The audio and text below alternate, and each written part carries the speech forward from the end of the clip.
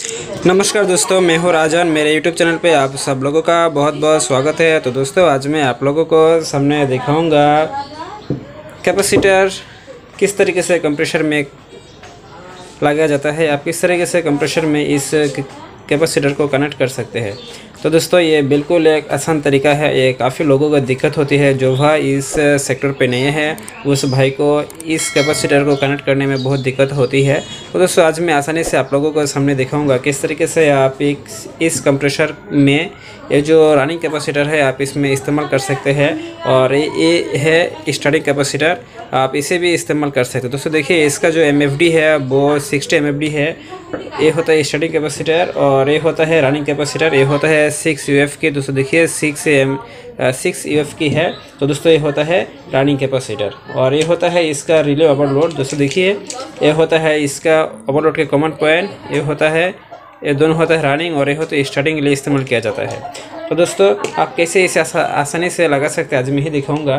तो दोस्तों, इसका कनेक्शन कुछ इस तरीके से होता है। दोस्तों देखिए, ये जो रनिंग कैपेसिटर है इसका काम होता है कि जितनी घड़ी जितने टाइम कंप्रेसर में लाइन रहेगा, कंप्रेसर चलेगा, तब तक ये जो कैपेसिटर है रनिंग कैपेसिटर वो वर्क में रहेगा। वो कंटिन्यू इस पे लाइन देता रहेगा, ये वर्क में रहते रहेगा।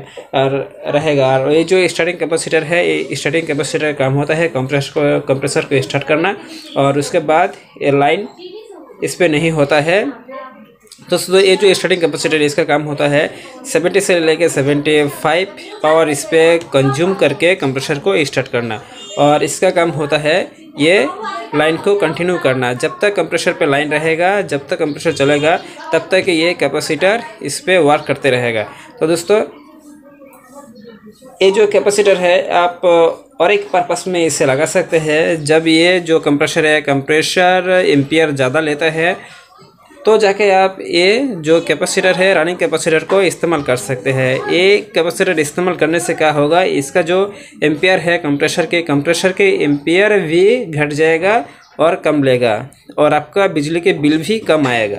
तो दोस्तों, ये जो वायरिंग है वायरिंग अब मैं अभी इसे करूँगा और इसे कंप्रेसर चला के भी आप लोगों के सामने दिखाऊंगा। तो दोस्तों देखिए, इसका जो 2 पॉइंट है, 2 प्रोब है, इसे 2 तरीके से इसे 2 प्रांत में लगाना है। देखिए दोस्तों, पहले मैंने इसे एक तरफ इसको लगा दिया और जो बाकी का रह गया जो स्टार्टिंग पॉइंट में इसे भी मैंने अभी इंसर्ट कर दिया। तो बाकी रह गया, देखिए ये रह गया इसका जो कॉमन लाइन होती है न्यूट्रल, जो प्लग से आएगा, ये न्यूट्रल रह गया और ये रहेगा फेज लाइन। दोस्तों देखिए, ये जो रेड वायर है मैं अभी से लगाऊंगा पावर लोड में। तो ये हो गया फेज और ये जो है सफ़ेद वायर, वाइट वायर, तो इसे मैं अभी न्यूट्रल के टर्मिनल में कनेक्ट करूँगा जो कैपेसिटर के बाजू में है।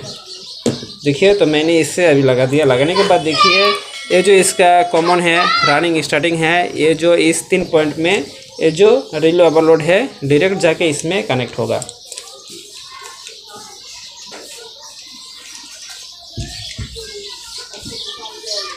तो देखिए, मैंने अभी इसमें लगा दिया, इससे कनेक्ट कर दिया। तो अभी मैं इसे चलाऊंगा। चलाने के लिए ये जो सारे तैयारी हो चुका है, तो मैं अभी इसे पावर दूंगा। तो दोस्तों देखिए, ये जो कंप्रेसर है, कंप्रेसर बिल्कुल अभी स्टार्ट ले चुका है। तो देखिए, कंप्रेसर अभी बिल्कुल स्टार्ट ले चुका है, कंप्रेसर वर्क में है।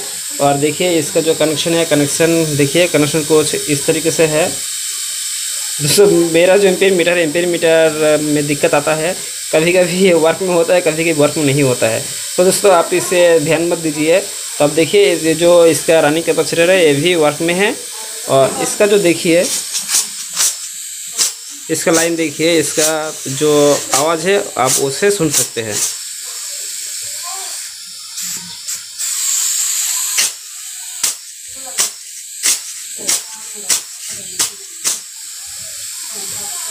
तो दोस्तों देखिए, इस तरीके से जो कंप्रेसर है, कंप्रेसर में कनेक्शन किया जाता है। अगर आपको किसी भी कंप्रेसर में स्टार्टिंग कैपेसिटर या फिर रनिंग कैपेसिटर को कनेक्शन करने में दिक्कत होता है, तो आप मुझे नीचे कमेंट करके बता सकते हैं। आपके सारे उलझने मैं सुलझाने की कोशिश करूँगा।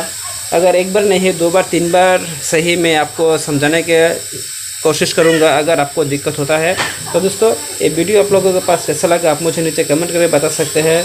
अच्छा लगा है तो दोस्तों के साथ इस वीडियो को ज़रूर शेयर करें और चैनल पे नए हो तो सब्सक्राइब करना बिल्कुल ना भूलें। तो दोस्तों आज के लिए इतना ही। नमस्कार, धन्यवाद। मिलते हैं किसी नए और एक वीडियो के साथ।